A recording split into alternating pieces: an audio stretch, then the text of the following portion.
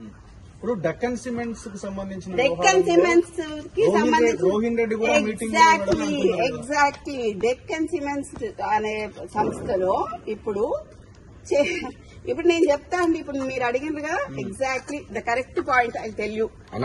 ఇది సీఎంఓ నుంచి వచ్చిన ఇది సీఎంఓ. మీరు please come here I tell you. ఎందుకనంటే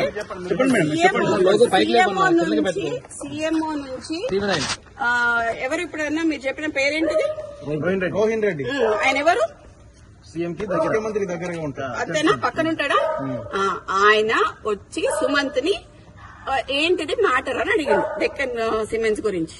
అడిగితే రోహిన్ రెడ్డి ఆఫీస్ లా సుమంత్ ను రోహిన్ రెడ్డి కలిసి కూర్చొని మాట్లాడి డెక్కన్ సిమెంట్స్ వాళ్ళతో మాట్లాడినరు. దాన్ని బెదిరించుడు అన్నారు. సరే బెదిరించుడు అంటే ఎక్స్టార్షన్ అంటే పిస్తల్ పెడితే దాంట్లో రోహిన్ రెడ్డి ఉండాలి, అప్పుడు సీఎం రేవంత్ రెడ్డి కూడా ఉండాలి.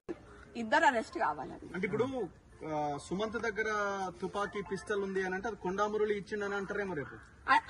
అదే చెప్తున్నా కదండి. అందుకనే మా నాన్నకి ఎటువంటి ఏమన్నా జరిగితే మాత్రం నేను ఒప్పుకునేది లేదు. ఎందుకంటే రోహిన్ రెడ్డి సీఎం ఆఫీస్ నుంచి డైరెక్ట్ గా వచ్చి ఆయన ఆఫీస్ లో కూర్చొని సుమంత్ని పిలుచుకున్నాడు. మరి సీఎం ఇచ్చినట్టున్నాడు పిస్తల్. సీఎంఏ ఇచ్చుంటాడు కదా. ఇక్కడ నుంచి ఇక్కడికి వచ్చింది అని అంటే పిస్తల్ సీఎంఏ ఇచ్చుంటాడు కదా. మరి మా నాన్న పేరు తీసిండు అనుకోండి, హీఈస్ ఏ రిఫార్మ్డ్ నక్సలైట్ అండి. My father is a reform naxalite, left ideology ఉన్నాడు. సో దాన్ని బేస్ చేసుకుని అంతకు ముందు కేసెస్ ఉన్నాయి. దే ఆర్ ఆల్ ఎగ్జిక్యూటెడ్, అన్ని అయిపోయినాయి ఈ కేసెస్. మళ్ళీ ఇట్లా కక్షపూరితంగా చేద్దామని ట్రై చేస్తున్నట్టున్నారు.